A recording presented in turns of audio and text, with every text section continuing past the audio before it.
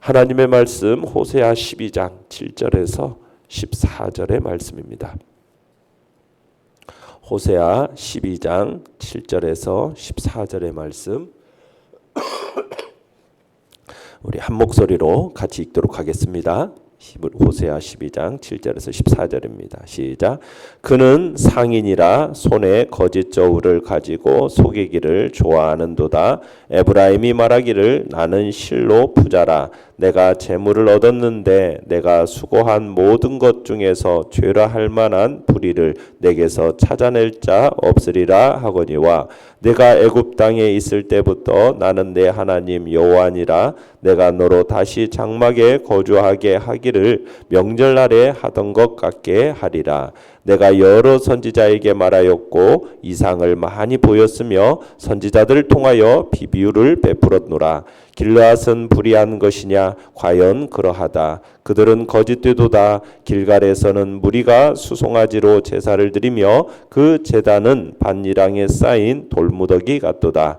야곱이 아람의 들로 도망하였으며 이스라엘이 아내를 얻기 위하여 사람을 섬기며 아내를 얻기 위하여 양을 쳤고 여호와께서는 한 선지자로 이스라엘을 애굽에서 인도하여 내셨고 이스라엘이 한 선지자로 보호받았거늘 에브라임이 경노하게 함이 극심하였으니 그의 주께서 그의 피로 그의 위에 머물러 있게 하시며 그의 수치를 그에게 돌리시리라. 아멘. 오늘 말씀의 제목은 다시 장막에 거하게 하시는 은혜라는 제목으로 말씀을 나눕니다. 우리는 앞선 말씀 12장 1절에서 6절의 말씀을 써 호세아가 야곱의 후손인 이스라엘 향해서 야곱의 역사의 근거에서 회개를 촉구하는 장면을 우리가 보았어요. 그리고 나서 다시 오늘 본문에서는 이스라엘의 현실에 대해서 지적을 합니다. 풍요로 교만해지고 양심마저 마비된 선민들, 그들을 향해서 출애굽 광야 시절과 같이 유리하는 신세, 방황하는 신세로 회귀될 것을 경고하고 있는 말씀이 오늘 본문의 이야기입니다. 내용 관찰 문제 1번, 본문은 에브라임, 이스라엘을 어떤 모습으로 묘사합니까? 우리 7절을 다시 한번 읽어보겠습니다. 시작. 그는 상인이라 손에 거짓 저울을 가지고 속이기를 좋아하는도다. 자, 여기서 북이스라엘, 에브라임을 북이스라엘을 뭐로 묘사하고 있습니까? 상인으로 묘사하고 있습니다. 자, 이 상인이라는 말은 북이스라엘 사람들이 자기 이윤 추구에 매우 밝은 사람들이었다라는 것을 비유적으로 표현한 겁니다. 그런데 문제는 뭐냐면 정당한 방법이 아닙니다. 정당하지 못한 방법으로 사람들을 속여서 이익을 취하였다라는 데 문제가 있는 거죠. 그러니까 이스라엘 사람들이 가나안 땅에 거주하던 사람들과 마찬가지로 다른 사람을 속여서 이익을 취하였다라는 거예요. 여기서 가나안 상인들의 지금 비유가 되고 있는 건데요. 사실상 이스라엘 백성들의 삶을 통해서 하나님은 거룩한 백성으로서 자신들의 정체성을 드러내기를 원하셨는데 지금 이들은 이 주변 가나안 상인들과 똑같이 하나님의 거룩한 백성으로서의 정체성을 드러내지 못하고 이걸 완전히 상실해버렸다는 겁니다. 그러니까 하나님의 눈에 그들은 오직 자신의 이익을 위해서 사람들을 속이는 상인으로밖에 보이지가 않았더라는 거죠. 그래서 보다 구체적으로 뭐라고 묘사하고 있습니까? 거짓 저울을 가지고 속이기를 좋아하는 사람들이다. 그러니까 손에 거짓 저울을 들고 있는 사람들로 묘사가 되고 있는 거죠. 자, 그러면서 8절을 또 읽어보겠습니다. 시작. 에브라임이 말하기를 나는 실로 부자라. 내가 재물을 얻었는데 내가 수고한 모든 것 중에서 죄라 할 만한 불의를 내게서 찾아낼 자 없으리라 하거니와. 자, 여기서 또 이스라엘 백성들은 뭐라고 하냐면 자신들은 부자인데 어떻게 부자가 되었다라고 얘기하냐면 성실함으로 부자가 되었다라고 뻔뻔스럽게 자랑하고 있는 겁니다. 이 당시 이스라엘은 여로보암 2세 통치 때인데요. 그 경제력이 막강해진 시대입니다. 풍요로운 국가 경제를 바탕으로 해서 이들은 무엇을 했느냐? 우상 숭배하고 물질적으로 영적으로 조금도 부족함이 없다라는 생각을 가지고 있었던 시대가 바로 여로보암 2세 시대의 북이스라엘 사람들이에요. 이들의 생각에는 허영과 거짓된 것으로 스스로를 속이고 있는 거죠. 그들이 지금 누리는 이 부와 명예라는 것은 오히려 자기들이 하나님 앞에서 얼마나 큰 죄악을 범하고 있는지 그것을 깨닫지 못하는 걸림돌이 되어버린 거예요.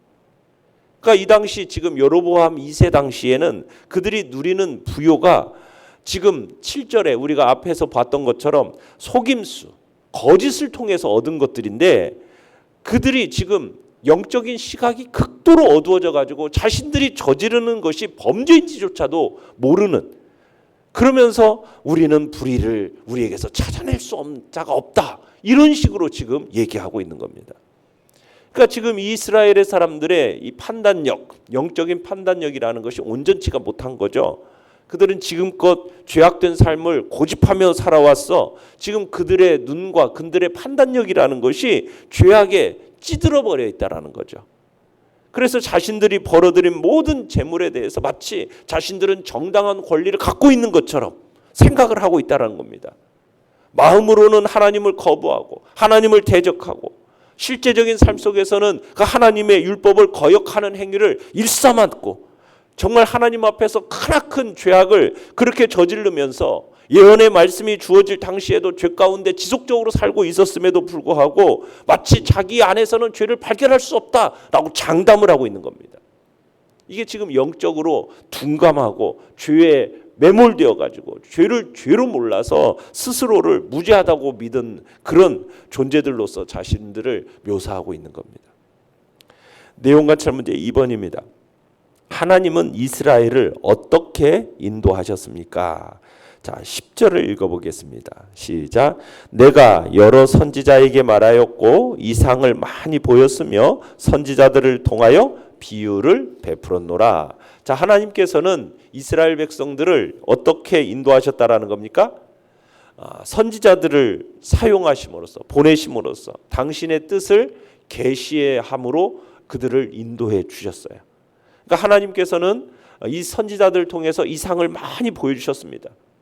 이런 증거는 그들이 하나님의 뜻을 알지 못해서 죄를 범했다든지 장차 다가오는 멸망을 알지 못했다든지 이것을 미연에 방지하기 위해서 변명의 여지를 차단하기 위해서 하나님께서는 지금 얘기하시는 거예요. 도리어 악인들은 심판의 날에 경고의 말씀을 듣고도 회개치 않는 자신들의 완악함이 얼마나 비참한 결과를 초래할 것인지를 확인하게 될 것을 지금 얘기하는 겁니다. 또 하나님께서는 선지자들에게 뭘 통해서 또 인도하셨다고 합니까? 비유를 통해서 당신의 뜻을 전하도록 하셨다. 많은 경우에 그렇게 했다라는 거예요.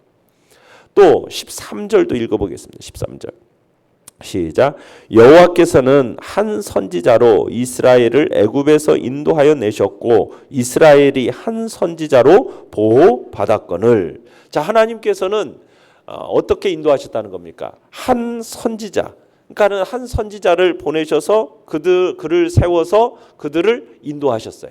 자, 이 장면 지금 뭘 기억나게끔 합니까? 한 선지자가 누구로 이렇게 기억되세요? 여기서의 한 선지자? 모세죠. 그죠? 이 모세를 통해서 애굽에서부터 해방시키셨고 그리고 출애굽 40년의 광야 생활 동안 그들의 길을 인도하였기 때문에 이 모세라는 인물의 존재, 이 모세라는 사람을 통해서 이루어진 이것을 이스라엘 사람들은 부인할 수가 없는 겁니다. 망각할 수가 없는 거예요. 그죠? 자기의 백성을 향한 하나님의 특별한 은혜, 돌보심, 그것을 기억나게 하는 인물이 바로 모세인 겁니다. 하나님의 지키심은 그 이후에도 모세만이 아니라 여러 선지자들 통해서 계속해서 이루어졌어요. 이스라엘이 잘못된 길로 갈 때마다 심판을 당하지 않도록 하나님께서는 선지자들을 보내셨고 끊임없이 이스라엘을 경고하시고 권고하시고 바른 지도를 꾸준히 하나님은 해오셨다라는 거예요. 이 당시 선지자들 중에 호세와 같은 선지자, 또 아모스와 같은 선지자들도 다 포함되어 있었어요. 그러니까 하나님은 그렇게 이스라엘을 지키셔 왔다는 거예요. 보호하시고 인도하시고 세심한 배려 속에서 끊임없이 하나님은 그들을 지키시고 보호해 오셨다라는 거예요. 그런데도 불구하고 이들은 어떻게 했다는 가 계속해서 악한 길로 나아갈 뿐이었고 결국 스스로 심판을 자초하게 되었다는 거죠. 14절을 읽어봅시다. 14절입니다. 시작. 에브라임이 경노하게 함이 극심하였으니 그의 주께서 그의 피로 그의 위에 머물러 있게 하시며 그의 수치를 그에게 돌리시리라. 이스라엘은 이렇게 하나님에 의해서 구원을 받았고 보호받고 은혜를 받았음에도 불구하고 계속해서 우상을 숭배하고 하나님의 뜻을 배척하고 가증한 그런 우상을 숭배함으로 말미암아 하나님의 이 진노를 경록해 한 겁니다. 에브라임으로 대표되는 이 이스라엘은 가증한 이 우상 숭배를 지속함으로써 하나님의 인내를 시험하고 그 인내가 한계에 달해서 폭발할 지경에 다다르게 되었다라는 거죠. 하나님 이스라엘이 결국 하나님과의 언약 관계를 저버리고 죄악을 자행함으로 말미암아 결국 하나님께서는 그들의 죄값에 응당하게 보응하시는 거죠. 어떻게 보응하신다고 합니까? 그의 피로 그의 위에 머물게 하셨다. 무슨 얘기냐면 그 위에 그의 피를 흩뿌려 버리시겠다. 머리에 뿌려 버리신다라는 것은 그들에 대한 사형 선고를 언도하는 거죠. 그러니까 이스라엘이 자신이 피를 받은 것은 결국 무엇 때문입니까? 그들이 여호와 앞에서 그처럼 파멸을 자초하는 반역, 피 흘림에 상응하는 잔인한 범죄를 저질렀기 때문이죠.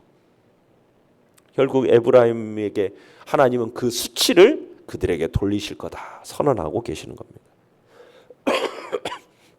연구와 묵상 문제 3번입니다.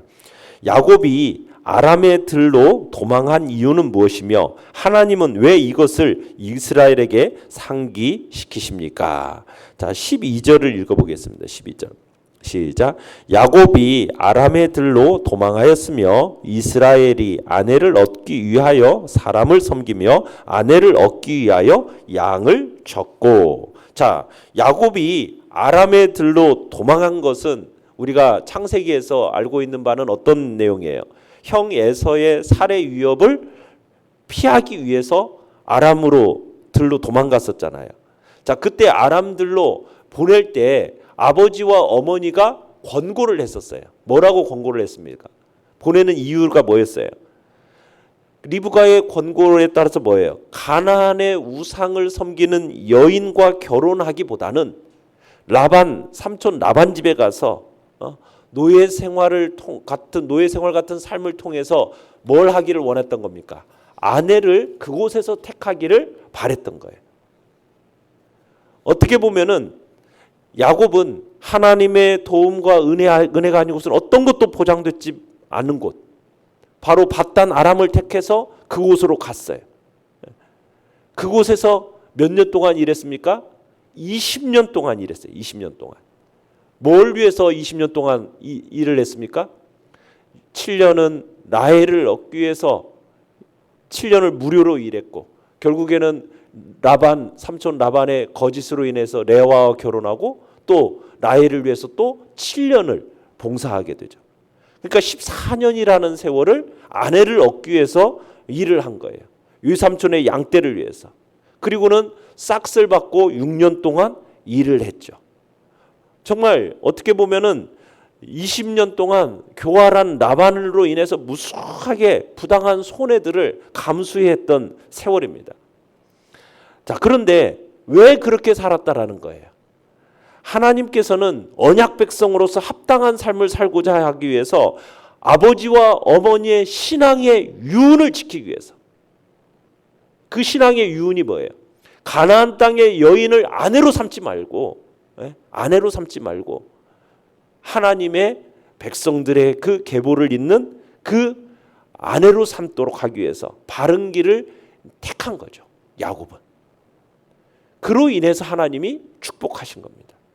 그래서 밧단 아람에서 나올 때 야곱이 무수한 양과 노비를 거느리는 그런 부호로서 나오게 됩니다. 근데 이것이 호세아 당시 이스라엘과는 현저한 대조를 이룬다는 거예요. 조상 야곱은 어떻게 보면 신앙의 정절을 위해서, 그죠? 아무것도 보장받지 못한 그런 밧단 아람에 가서 수고와 고난받는 것을 자초하는 것을 마다하지 않았는데 지금 호세아 당시 이스라엘 백성들은 하나님이 주신 그 축복에도 불구하고 신앙 정절이라는 것을 헌신짝처럼 내팽개쳐 버렸다는 거예요. 하나님을 의지하기보다는 이방 세력과 연합해서 자기들의 복지를 구했다라는 거예요. 야곱은 축복을 받아서 그래서 결국에는 풍족한 삶을 살았지만 너희 이스라엘 백성들은 어떻게 될 거다? 심판을 받아서 결국에는 점점 궁핍해지고 아무것도 남지 않는 그런 지경에 이르게 됨을 지금 경고하고 있는 것이 바로 오늘 그 12절에서의 이야기인 거죠.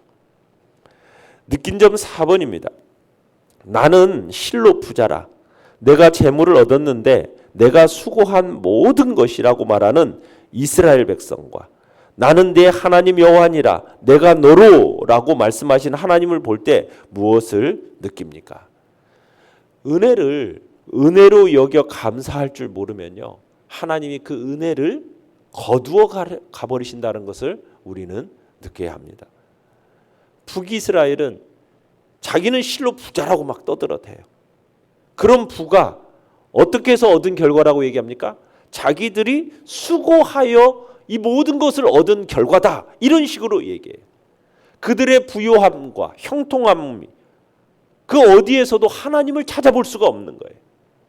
그들이 부자가 된 것이 하나님의 은혜가 있었기 때문에 가능한 일이었음에도 불구하고 이 북이스라엘 사람들은 자기들이 부자가 된 것은 하나님의 은혜의 결과라고 여기질 않는 거예요. 오직 자기들의 노력과 자기들의 능력만으로 부자가 되었다, 이렇게 생각하고 있는 겁니다. 이런 그들을 향해서 하나님이 뭐라고 얘기하시느냐? 내가 너로 다시 어떻게 하겠다? 장막에 거주하게 하기를 명절날에 하던 것 같게 하리라. 지금 그렇게 얘기하시는 걸 보게 되죠. 9절을 보시면 그렇게 되어 있어요. 9절에. 자, 여기서요, 이 얘기가 뭐냐면 이것을 한마디로 말하면 자신의 부유함을 자랑하는 북이스라엘로 빈털터리가 되게 만들어버리겠다라는 말씀입니다. 나그네로 만들어버리겠다라는 말씀이에요. 명절날은 어떤 날을 얘기하면 장막절, 초막절을 얘기합니다. 이 장막절은 이스라엘의 3대 절기 중에 하나잖아요. 맨 마지막 절기인데 수장절이라고도 불리우죠. 추수할 곡식을 곡간에 저장한다라고 해서 저장한 후에 지키는 절기로 수장절이라고도 하는데, 이때 이 수장절을 장막절이라고도 하는 이유, 초막절이라고도 하는 이유가 뭡니까? 본래 이스라엘 백성들이 광야에서 장막 생활했다는 것을 기념해서 하나님께서 자기들에게 정말 이런 안정적인 기업을 주신 하나님, 정착하게 해주신 하나님, 그것에 대한 감사하는 절기로서 이때 백성들이 초막을 짓고 그곳에서 일주일 동안 이제 초막절을 지키는 생활을 하는 거예요. 장막에 거주하기를 명절날과 같게 하겠다. 그건 뭐예요? 그들로 어떤 삶을 살게 하겠다. 너희들로 하여금 나그네 삶, 정처도 거처도 없는 궁핍한 삶으로 다시 회귀하게 만들겠다. 돌아가게 만들겠다. 이 의미인 겁니다. 어떻게 보면 북이스라엘의 아수르 이 포로 생활을 예언한 것이죠. 하나님께서 지금 북이스라엘에게 베푸신 그 모든 은혜를 어떻게 해버리겠다? 거두어 가도록 하시겠다라는 말씀이 바로 이 9절에 나오는 말씀인 거예요. 그러니까 하나님은 은혜를 은혜로 여기지 않는 자들에게서는 은혜를 어떻게 하신다? 도로 거두어 가버리신다. 하나님께서 누구에게 은혜를 베푸시는 것은 생색내기 위해서 하나님은 은혜를 베푸시는 게 아닙니다. 뭐 감사를 받기 위해서 은혜를 베푸시는 게 아니에요. 그렇지만 우리는 하나님께 은혜를 입은 자로서 마땅히 어떻게 해야 된다고요? 감사할 줄 알아야 돼요. 그게 은혜를 입은 자의 합당한 태도인 거죠. 그런데 그 은혜로 말미암아 감사하는 생활을커녕 도리어 교만해진다면 내 능력으로 된 거야. 내 노력으로 된 거야. 여러분, 이렇게 되면 은혜 받을 자격이 없는 자라는 거죠. 하나님은 그들에게서 어떻게 해요? 은혜를 도로 거두어 드려버리신다라는 거예요. 그러기에 우리는 은혜를 은혜로 알고 감사하는 자리에 우리는 있어야 하겠습니다. 우리는 우리가 누리는 모든 것이 하나님의 은혜인 줄 알고 감사해야 할 것입니다. 그렇지 않으면 우리도 언제 하나님으로부터 받은 은혜를 우리의 탐욕과 정욕을 위한 도구로 전락시키고 만다면 하나님은 그것을 어떻게 하시겠습니까? 결단코 거룩한 것을 개에게, 진주를 돼지에게 던지시고 이것을 더럽히고 멸시하는 것을 방관하시는 그런 하나님이 아니시거든요. 은혜를 받아도 그것을 감사할 줄 모르고 임의로 탐욕대로 막 사용하는 자, 하나님은 그런 자에게서 은혜를 거두어 들이시고 더 이상 어떤 은혜도 어떤 축복도 베풀지 않고 다 거두어 가버리신다라고 말씀하시는 겁니다. 그러기에 우리는 하나님 앞에서 내게 주어진 모든 것이 하나님의 은혜인 줄 알고 오늘도 그 은혜에 감사하고 하나님의 그 선하심에 감사하고 감격해하는 복된 자리에 우리 모두가 있기를 간절히 바랍니다. 결단과 적용 5번입니다. 지금 내가 있는 것은 누구의 공로입니까? 거짓과 속임과 불의로 수치를 당할 수밖에 없는 인생, 이방 땅에서 종살이하며 도망자처럼 방황할 수밖에 없는 나를 주의 장막으로 인도하신 하나님께 감사와 찬양을 올려 드립시다. 아멘. 오늘의 기도 같이 읽겠습니다. 시작. 광야에서 방황하던 저를 주의 장막에 영원히 거하게 하신 하나님을 찬양합니다. 아멘.